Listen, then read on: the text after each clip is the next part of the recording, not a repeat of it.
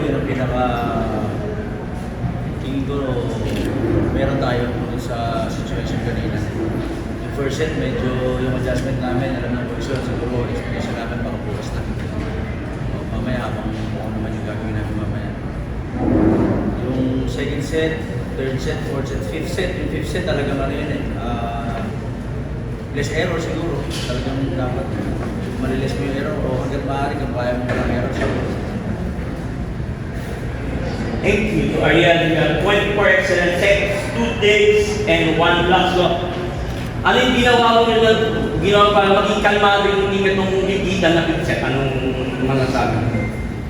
Sa akin po, sa mga teammate ko din po kasi nung fifth set, sila lang din po yung pinangawakan ko noon, kaya ganun po yung tinalabas ng performance.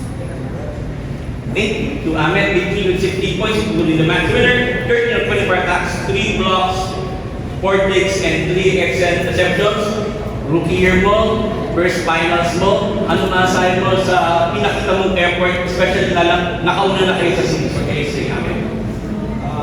Ano po siyempre, nagpapatin niyo ako kasi sabi niya na mangyari sa amin yan.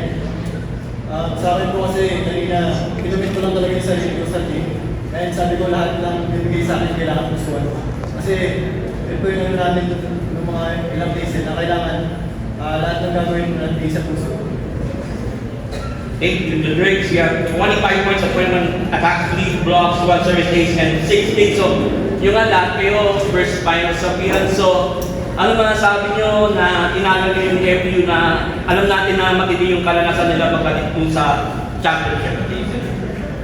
Siguro, parang kada timeout kasi kanina talagang pinag-usapan namin kung paano kami mag-iintak ulit sa loob ng court kasi yun talaga yung challenge kanina. Talagang hindi kami nagkakaintindihan, nagmamadali, saka yung mga madadaling bola, na-error pa namin.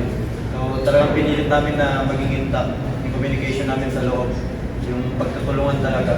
And sa akin personally kasi kanina, good thing kasi nakapag-isip ako ng maayos. And alam ko naman talaga na best blocking stick talaga yung game. So mabuti, naging effective yung inisip ko na way kung paano pag-atake, yung depensa, yung blocking. Thank you.